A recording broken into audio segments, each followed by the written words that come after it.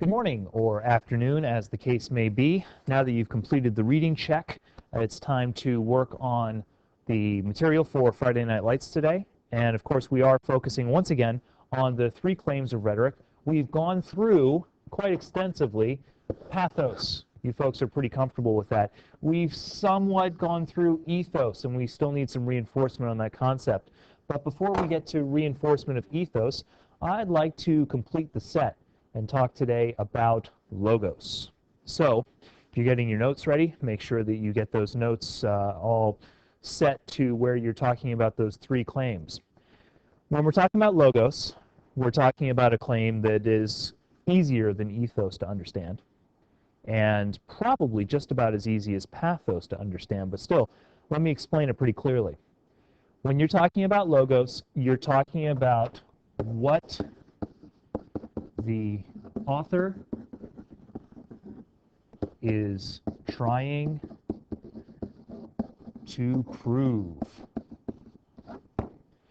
You folks should be pretty familiar with all of this, considering the debate unit of semester 1. In the debate unit, you tried to prove something. You held up your resolution, your claim, your statement, that one sentence, and you tried to convince a judge and an audience that that sentence or that statement was true, or, if you were on the negation, that that statement or that sentence was false. This is what we're talking about when we talk about logos claims. We're asking what the author is trying to explain or prove. It's totally a rational process related to the process of logic. So we're not talking about emotion. We're not talking about values and personal identity. Today we're talking about pure reason, evidence, and logic. So in a real sense, you folks, having done so much work in semester 1, should be firmly planted in the rules of logic and the process of proving different sorts of claims. What we should ask ourselves is, what is Bissinger trying to prove? And since today our focus is school days, the next of our chapters of Friday Night Lights, we'll be asking ourselves, what is he trying to prove in school days? Now, you can all consider that for yourselves, and if I were here, we would have a discussion about that. But we're going to do this in a little bit of a different fashion. So I have an idea of one statement that Bissinger is trying to prove through school days. And that statement is a controversial conclusion. When I look at what Bissinger is trying to prove, what he's trying to explain to me, I think about what other people might not accept as correct. And that makes it easier often for me to find a logos claim. So as I consider school days and the reading about the girls and the boys and the pep rallies and Don Billingsley going to home ec class and Booby Miles with his biology homework, and I think about Brian Chavez being head of the class and dating the homecoming queen and the pepettes and so on and so forth, interviews with teachers, I think, what's controversial about what Bissinger is exploring in school days? What is he trying to convince me of? What is he trying to prove about Odessa Permian? And I can come up with this conclusion.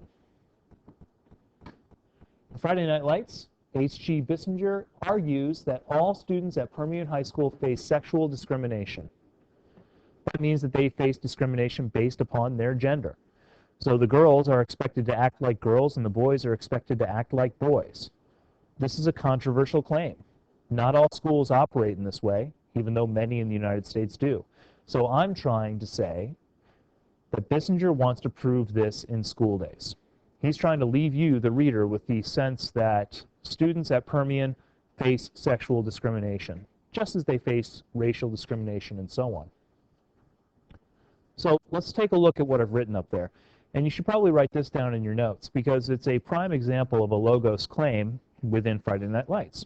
So what are its qualities?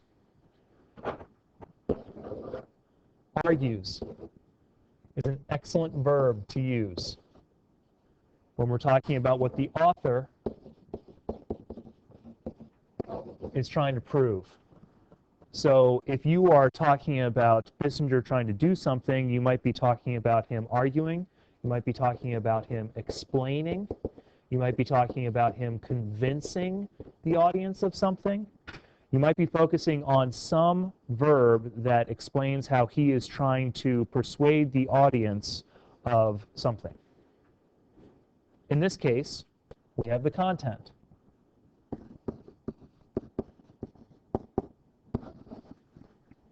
That content being that all students at Permian High School face sexual discrimination. So, if you want to write a claim, here's a really easy way to write a logos claim. Include the title. We've already talked about that. And it could be Friday Night Lights, or it could be school days. Include the author.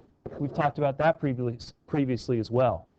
And then you want to include somewhere in there the verb about argument, the verb about reasoning, the verb about proving, convincing, persuading, explaining. Some verb that has to do with rationally convincing somebody of something. And then, of course, if you have the content that Permian High School students face sexual discrimination, you tell me what he's trying to prove. Right there. Some of you might be looking at your notes from previous class sessions and asking, well, what about the device? Which device is he using? That's part of the four-step literary analysis claim process. We've got title, we've got author, we've got device, and we have effect. So which device? Well, we can change this a little bit. We can add that device in. And you've got to think to yourself, what in school days convinces me that Permian High School students face sexual discrimination? I'd say some of those statistics. SAT scores, grade point averages, and so on.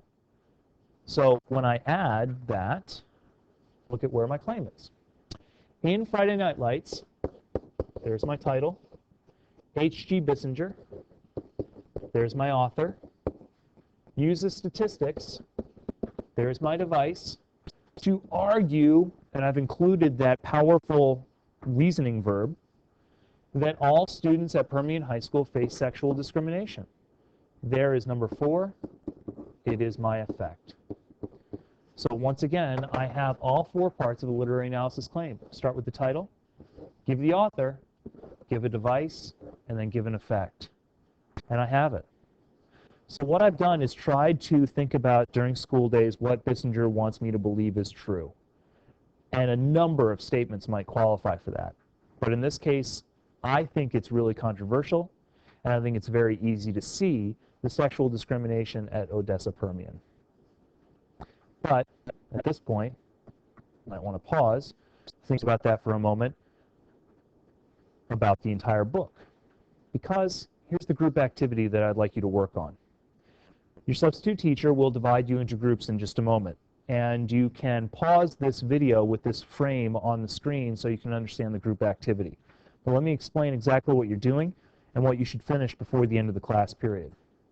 I want you to determine 3 facts or opinions that Bissinger is trying to prove through Friday Night Lights. I just gave you one, but you may not use it. The one fact that I tried to prove is that all Permian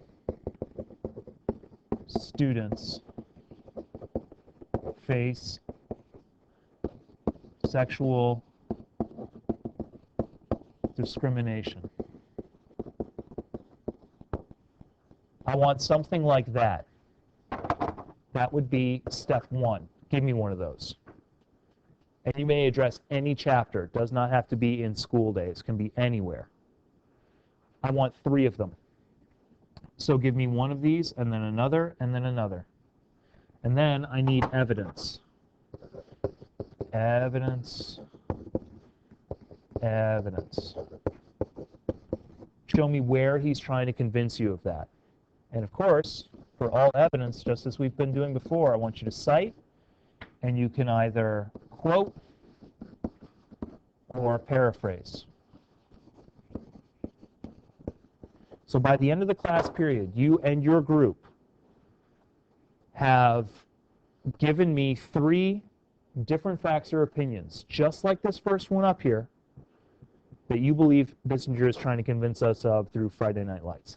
Then, for each one, you're giving me evidence, cited and quoted or paraphrased. That means that technically you have 9 pieces of information on your page.